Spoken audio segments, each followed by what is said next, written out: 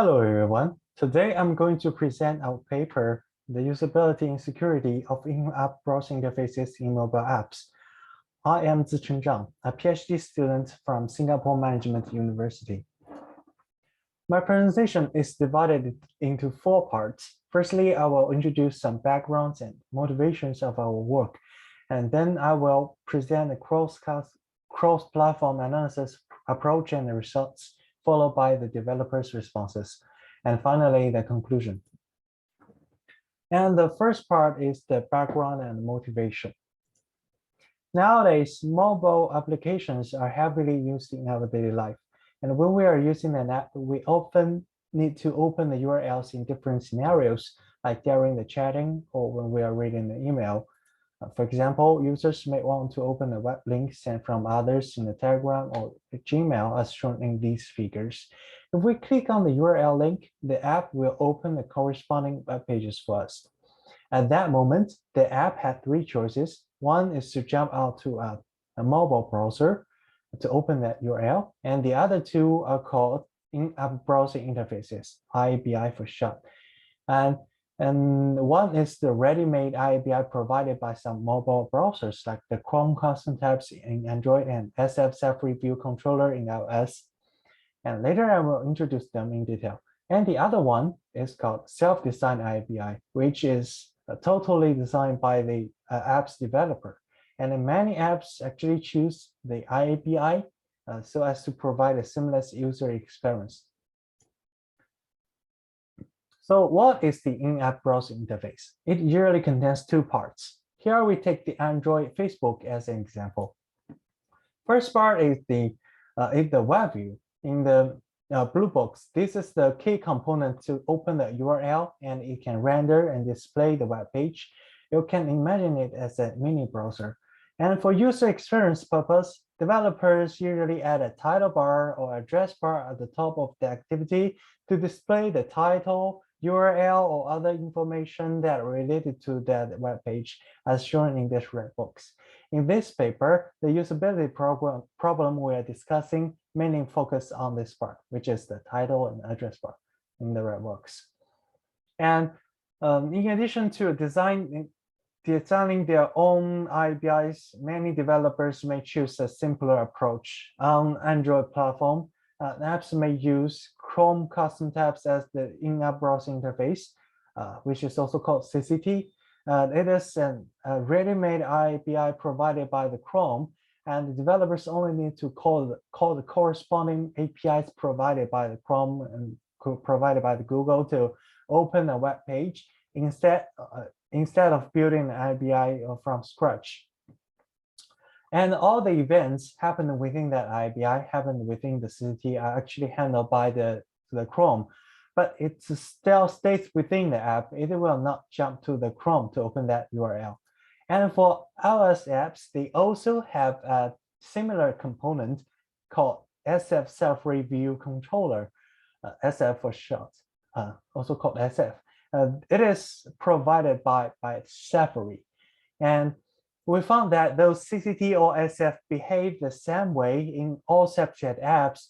So in the result, we will first analyze the CCT and SF's behavior independently, and then analyze the self-designed IABI of each app. And the motivation for our work is that many apps are using IABI, but if they are not carefully designed, they may cause some usability security issues. Those IABIs usually have a simplified implementation comparing to standalone mobile browsers. For example, the IABI of Snapchat has no indicator indicating that this is an HTTP web page or not, but it shows the title of this page. So if there's a web page with a log emoji in the front of that title, it may mislead the user to believe that this is a secure web page, while it is actually not, like the second picture on the right-hand side. And in previous work, they've only focused on the security indicators of mobile browsers or the vulnerability of IABI, but no usability analysis on the IABI. So that motivated us to do the analysis. And here are the contributions of this paper. we conducted the first empirical study on the usability security of IBIs. And we summarized the attack surfaces on usability when interacting with an IBI and performed systematic analysis with 8 tests. We obtained cross-platform analysis results on both iOS and Android platforms with 25 high-profile apps. And we also reported our findings to affected vendors, and we analyzed the developers' responses. And the second part is the cross-platform analysis approaches and results. Firstly, we illustrate the process of interactions between an end user and the IBI. It contains 3 phases. The first phase is before the page opening. That is when we read emails, chat with friends, or read posts on social platforms. When we receive some URL links, and the app will display them in the user interface, sometimes with some extra information. And then when we tap on the link, and an app have 3 ways to open the web page. In this paper, we only consider the CCT and SF and their self-designed IBI, that is not considering the situation that jumping to a standalone mobile browser.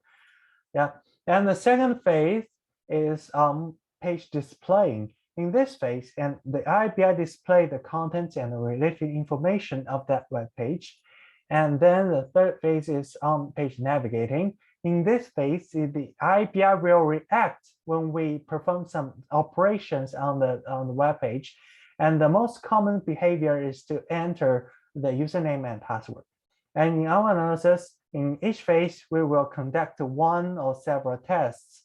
And in each test, we categorize each app into good, neutral, and bad design based on their behavior. And here is the overall results for all 8 tests. In each cell, the first mark represents the Android result, and the second represents the iOS result.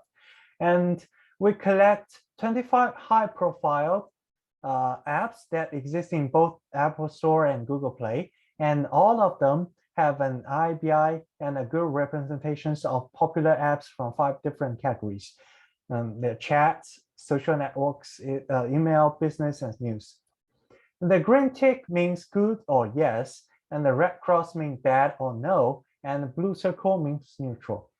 Noted that there are 10 apps using CCT or SF, and their behavior are the same in nearly every test, which is shown in the first row of the results. Therefore, our analysis and discussion focus more on each app's own IBI implementation, that's the self-designed IBI. And most of the apps only choose one way to open a URL, that is either the CCT SF or their self-designed IBI. But only 3 apps will choose both. They are Twitter, LinkedIn, and Reddit. They use the CCT by default, but when they find that the device has no Chrome installed, they will use their own IBI instead to open the URL. However, we find that their self-designed IBIs usually behave worse than the CCT. And now I'm going to introduce the analysis approach and the corresponding result in detail of each phase. In the first phase of our analysis, we conduct test 1 to investigate how an app displays URLs before users tap on them to open the web pages. We input all the test URLs into the app and check how they display the URL in the chat, your email, or post UI. An example of line is shown on the right-hand side. It is a chatting UI. And here we list 10 tested URLs in our analysis, and they are basically provided by the badssl.com and some home pages for Google and Facebook. Yeah. So these URLs include HTTP and HTTPS web pages with SSL errors, some unordinary URLs which can be used for phishing attack, and the home pages of Google and Facebook to test the login behavior. And here is the result for test 1. We categorize them into 3 buckets, good, neutral, and bad, and so do other tests in this paper. And the statistic is mainly based on the Android platform, and then we will make a brief comparison between Android and iOS. And in this test, the good design is to only display the URL, so the user will not be misled by the crafted items, and nearly half of the subject apps choose such a design. But 28 of apps display other contents instead of the full URL, which is a bad design. For example, the fake look icon in the Snapchat and the fake look icon title in Quora. A user may mistake the web pages as a secure web page because they do not show the full URL. There's only the fake icon and the title. And other apps are neutral, which displays the URL together with other items like the line. And comparing to iOS, nearly all apps perform the same on Android and iOS platforms in this test.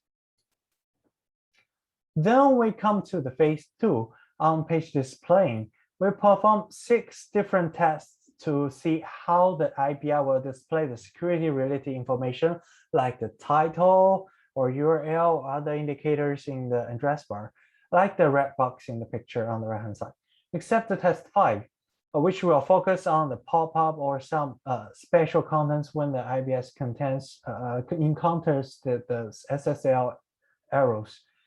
And all these tests and their ratings are based on the practices in W3C guidelines regarding the design of mobile browsers. And to perform these tests, we open the corresponding URLs in the IBI and see how the necessary information is displayed. And due to the time limits, I will only introduce the result of 3 representative tests. And test 3 is about how the IPI handles the HTTPS URLs. And when handling the HTTPS web pages, the IPI should provide a mark which indicates whether the web page meets the TLS requirements. Without such indicator, the user will not know whether the web page is secure or not. So providing such indicator is a good design. For example, the first 4 cases in the picture on the right-hand side. And the log icon is very intuitive and has been widely used as the HTTPS indicator. However, less than half of the subjected apps choose such a design. And the neutral design is displaying the scheme portion, like the text HTTPS 2 slashes instead of the log icon. It is not very intuitive, but it suffices for advanced user. Only 2 apps are neutral. And other situations are bad design, accounting for nearly half of the subject apps. And considering the CCT and SF, both of them use log icon as the HTTPS indicator, but so they are good. Right. Comparing with iOS platform, the Snapchat has no indicator on Android, but it has a log icon, so it's bad on Android platform, but good on iOS platform. Now, and test 5 is about how does the IBI handle the web pages with certificate errors. The IBI is supposed to inform the users upon certificate errors as expired, such as expired, self-signed, or one-host certificates. If they directly open the web page with the certificate error, they will put the users at risk. In this test, we define good design as given a prompt about the SSL error. Fortunately, nearly all subject Android apps have good design. And some apps may directly refuse to open the page, like Line. In case 6, it only opens a blank page without directly open that problematic web page. And other good apps may show a dialog to ask whether the user wants to continue, like the Kakotalk in case 1. And the neutral design is to launch a browser to handle the web page. Only Twitter will do that when it cannot use the CCT. Notice that here they're still using its self-designed CCT, self-designed IBI to open other normal URLs, but for certificate arrows URLs, it will jump to the standalone browser. And only two apps are directly open such. Only two apps directly open such web pages without any prompt. They are Zhihu and Alipay. Yeah, and CCT and SF consider that laymen and users do not have the necessary knowledge to make the right decision. So the continue option will only be shown after the tap on the advanced or show details button. And then comparing to iOS, surprisingly, all apps are good on iOS, including the two apps whose Android versions are bad. And the test 6 and test 7 about ordinary URLs or special URLs. Here we choose test 6, which is how does the IBI display the web page title when it contains the log emoji in the front of that title. And just like the case 4, 5, and 6 in the picture on the right-hand side, users may see this log emoji as a secure indicator when the web page is actually not. It's not secure. In this test, the good design we would suggest is to replace the log emoji with unambiguous text or symbols. However, none of the subject apps has a similar design. So we only consider the IBI not displaying the title as a good design, although it may hurt the user experience, but for a security perspective, it will not mislead the user. And only 5 subject apps have such a design. And the neutral design is that while displaying the title, they also display the insecure indicator, like the case 1, or display the full URL indicating the scheme HTTP text, like the case 4. So for advanced user, they can identify the insecure website from the URL or from the insecure indicator. And the bad design is to only display the title without any other indicators, like the case 5 and case 6. And considering the CCT and SF, CCT provides an option to remove the title on the title bar, as shown in case 2, but by default, it will show the title. And the SF will not show the title, which is considered as a good design. Comparing to iOS, we found that Facebook Messenger's iOS version does not show the title, which is considered as good, while its Android app version is actually bad. And then we come to the phase 3, on-page navigating. We choose a very common scenario, which is to log in the IBIs. It is dangerous to input sensitive information in IBI because they could be more vulnerable to phishing attacks than the mobile browsers. We conduct T8 to see whether the IBIs show extra warnings when we input the username or password. Notice that here we focus on the additional warnings other than the HTTP indicator. For example, in the SF, when we enter the password in an HTTP web page, it will change the color of the HTTP indicator from gray to red. And to conduct the T8, we first navigate to the login page and then tap on the input box of the username or password and check whether the IB has an extra warning. Also, we test both the HTTP and HTTPS web page. The HTTPS login page can also be very dangerous because an attacker can forge a phishing page with the title of a popular page using a valid certificate of his own. And in test 8, we define the good design as to give a warning when we are entering the password in both HTTP and HTTPS web page. Only 2 apps have such a design, QQ and QQ Mail, and both of them are from Tencent. an IT company from China. And neutral design is to only show the warnings in HTTP web pages, like the SF. It not only displays the not secure text on the title bar, but also turns its color to red. But they will not show anything in the HTTPS web page, and there's no Android app using such design. Bad design is not to show any prompt at all. Unfortunately, nearly all subject apps have the bad design, including the ones using CCT. So the CCT is bad, and the SF is neutral, as we described just now. And comparing to iOS, all self-designed IBIs perform the same on both Android and iOS in this test. And the third part is about the responses from the developers.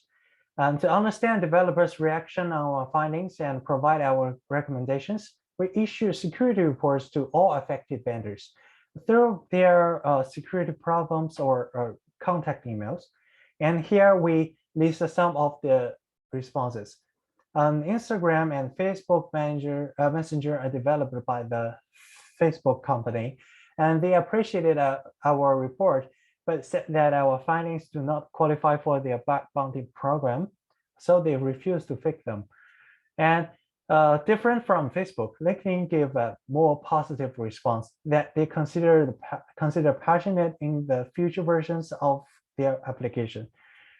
And but for those Chinese IT companies, especially the Tencent, Alibaba, and ByteDance, which are the three biggest IT companies in China, most of them did not take our report seriously, and some even closed our issue without any explanation. And all the response suggests that the developers are not care about IBS usability, which provides the attacker ample rooms to launch the phishing attacks.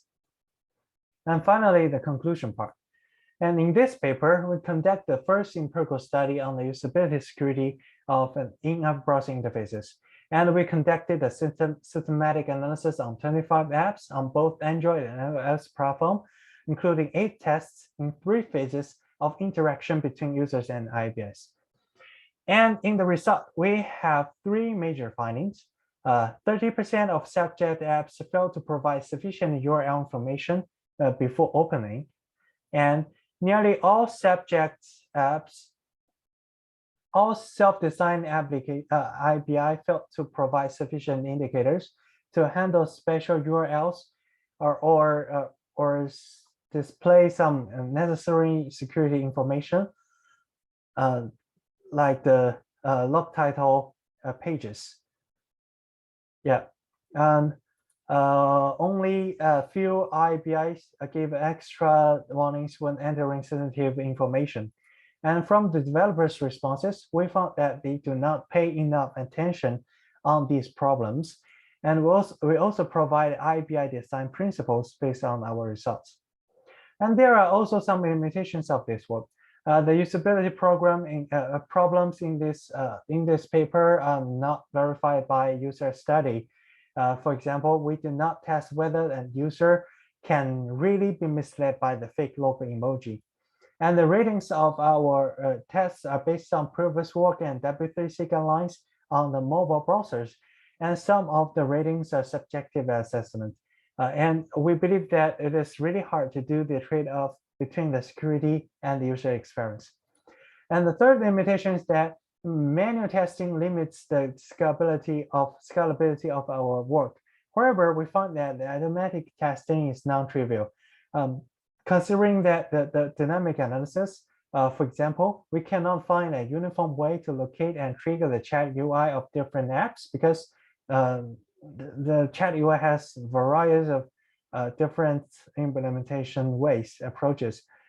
And considering the static analysis, it is also difficult to locate and identify the HTTP and HTTPS indicators. That's because they could be images, text, and other types of symbols. They are not unified. So it is hard to verify whether an IBI contains such indicators. One possible way is to use the deep learning techniques, which could be a future direction. Okay, that's my presentation. Thank you.